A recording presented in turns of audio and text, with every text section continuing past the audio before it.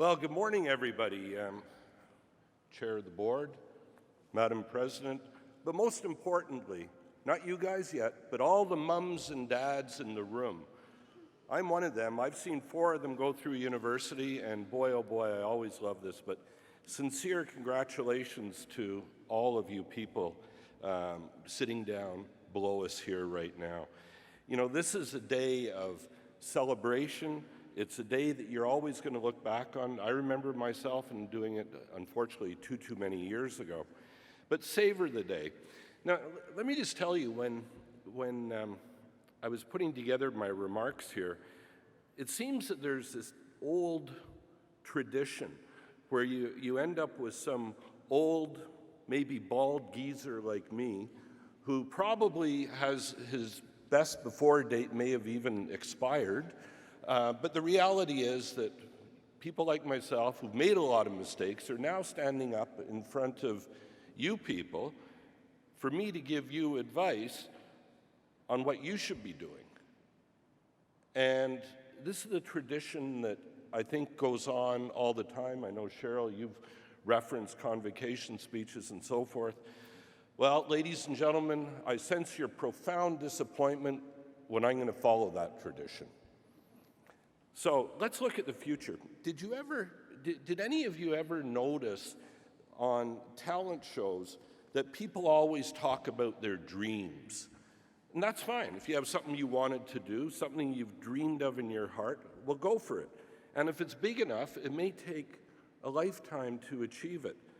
Personally, I'm all for passionate dedication to the pursuit of short-term goals. I suggest that you should be micro-ambitious. Put your head down and work with pride on what is in front of you. You may not know where you may end up. As the president said, if you're offered a job, take it. Good advice. You should be aware that your next worthy pursuit will probably appear in your peripheral vision. It's going to be something that you may not even have been aware of.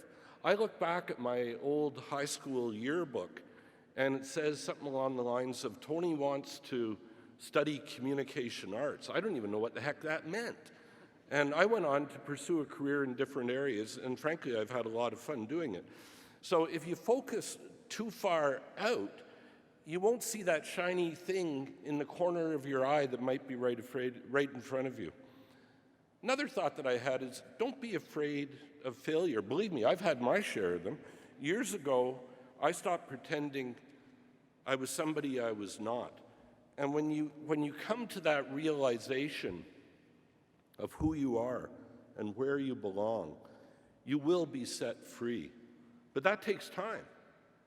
And you're going to have to learn, go to the school of hard knocks. Failure is normal.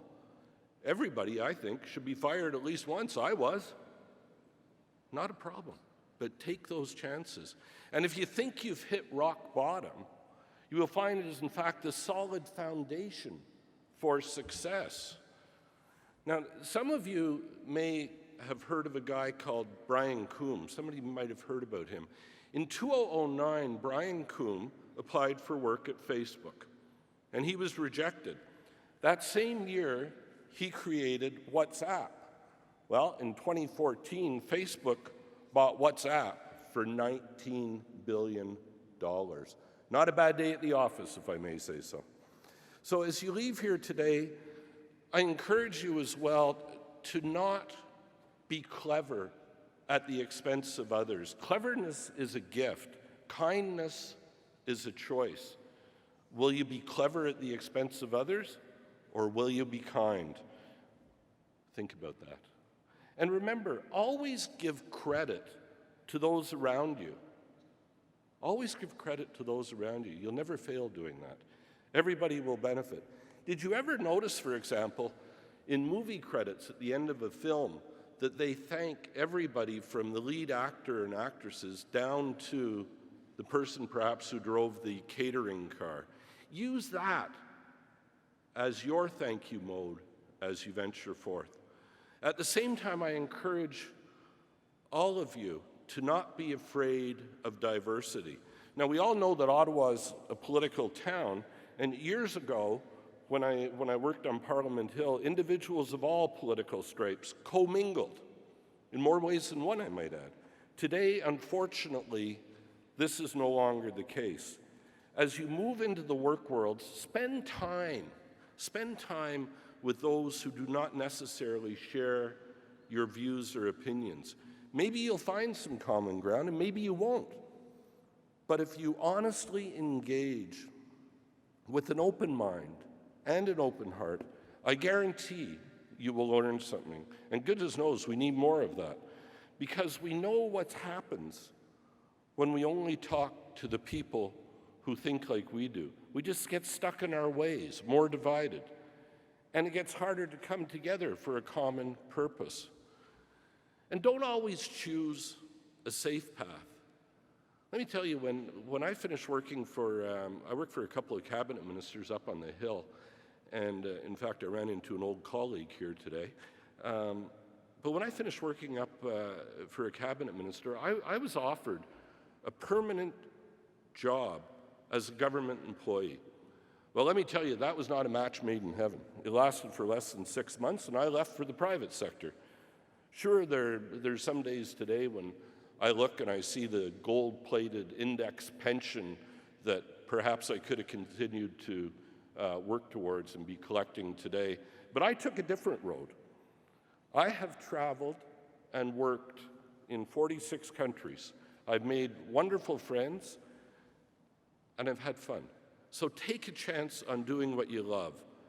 And as I wrap up, I have to tell you that Sylvie, my wife, operates an antique store. So the other day, I thought I'd get really smart, and I suggested putting my first cell phone into her shop. Now, I got to tell you, this phone has no internet capacity. The antenna on it looks like it was used to communicate with an Apollo moon mission.